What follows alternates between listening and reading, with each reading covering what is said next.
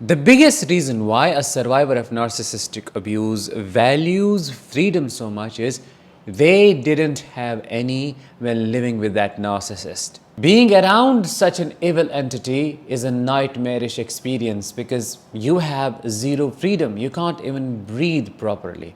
It feels you are in a gas chamber and you are being poisoned slowly. Why slowly? Well, death by a thousand cuts. They do subtle and horrible things to torture you, to make your life a living hell every single day.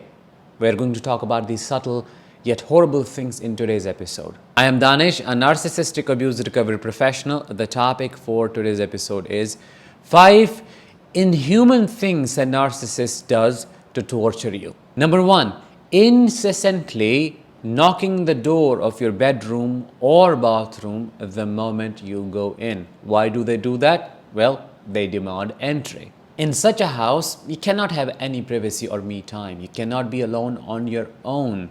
Why? Because you are living with a delusional, paranoid, and a sadistic individual who always catastrophizes things and thinks people are conspiring against him or her. The minute you lock that door, they feel an absolute loss of power and control over you, which is why they keep their tabs on you 24/7. They want to know what you're up to, who you're talking to, what you're doing, and they want to keep you hyper vigilant. How do I know this? Well, my father did it all the time. I was not allowed to have any privacy. Not because I was a bad child or I was into illegal stuff. No, he knew that. My conscience was clear. He did it because he wanted to have absolute control over me. And I remember once I closed the door because I was changing clothes. I was a teenager back then. He broke in and traumatized me to my core. He would do the same thing every single time I would enter my washroom and attend nature's call. He would want to come in. Oh, I need the soap. I need the shampoo. I need my brush. But dad, I am in the middle of something. Please wait for 5 minutes or use another washroom. Go get yourself a new brush. It's possible. If it is that big of an emergency, buy a new soap. But don't force me to come out. No, you have to do it right now. And he would repeatedly knock until he would make me come out. He would even say things as ridiculous as, act like I don't exist. Don't make eye contact. Or I wouldn't even look at you. Don't you worry about that. It's fine. Then he would get in and embarrass you. There would be this smirk on his face. He did it with both of his children, me and my sister. Number 2, they separate you from your pets out of their jealousy.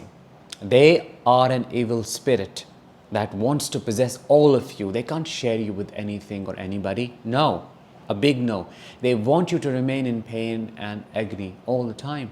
Be it a parent or partner, they're all the same. That animal spirit they know is bringing you comfort.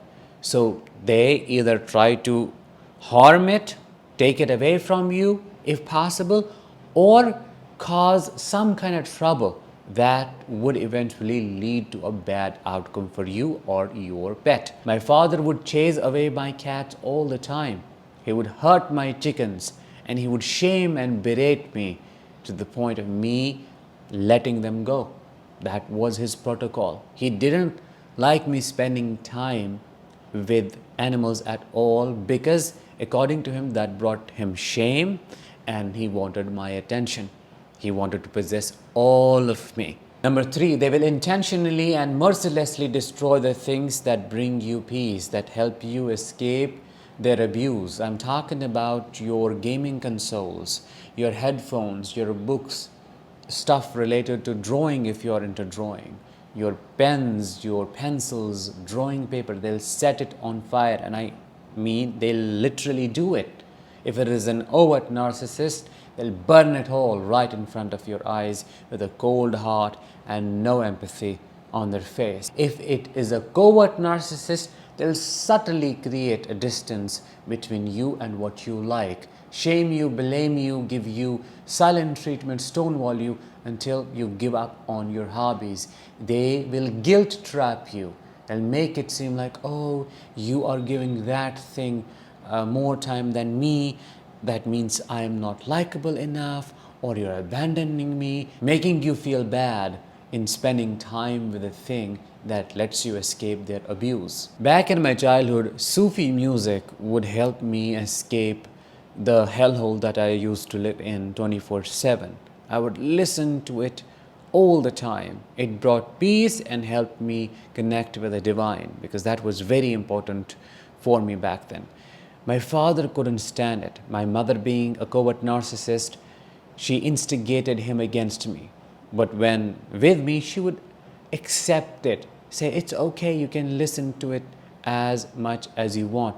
But behind my back, she would fill his ears all the time. Then one day, out of his crazy nature, he broke my tape recorder, all the cassettes, headphones, everything was gone. I was looking at him doing it with tears rolling down my eyes, couldn't say anything at all. And that day I promised myself, I am going to leave this hell and I'm never going to look back. Number 4, this is the craziest thing that a narcissist may do if they have power over you. They will remove the door of your room, saying that you don't need privacy. It's worse than not letting you lock your room. Yes, a lot of them do that, but this particular type does not let you have a door in the first place. So what privacy? You feel you are vulnerable. You are without clothes all the time because they're looking at you. You hear them, you see them, you feel them. They never leave you alone. If asked why, they'll blame it on your bad habits, or say you are into illegal stuff, or you are doing things that a child is not supposed to do, which may be untrue.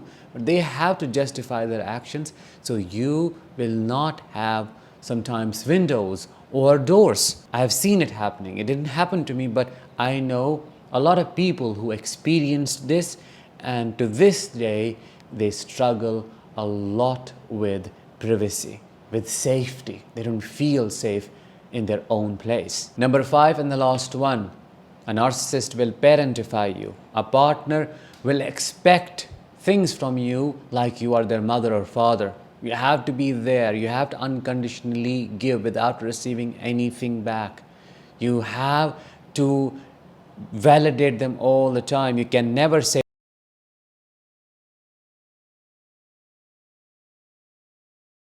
them, and they can destroy you. Nobody is supposed to talk about that. No, they have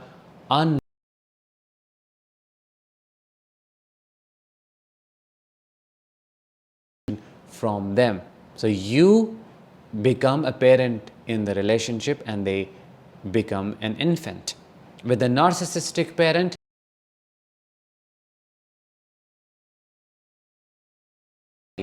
I'm talking about cooking, cleaning, washing, and sometimes even earning. You will become their emotional thermometer.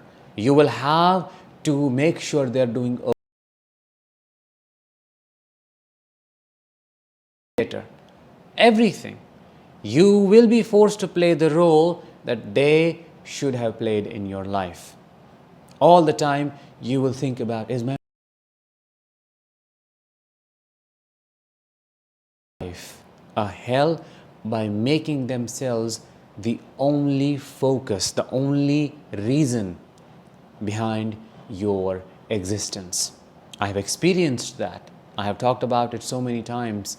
I was extremely enmeshed with my narcissistic mother for decades.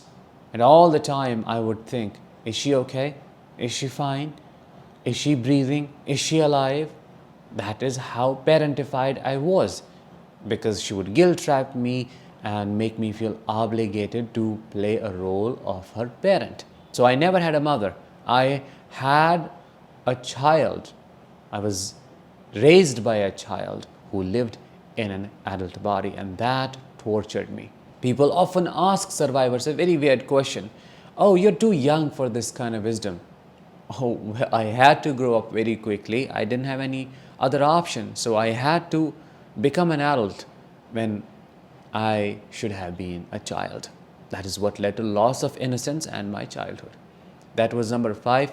With that, let's bring this episode to an end. Thank you so much for listening. I will talk to you in the next one. Until then, as always, let the healing begin and continue.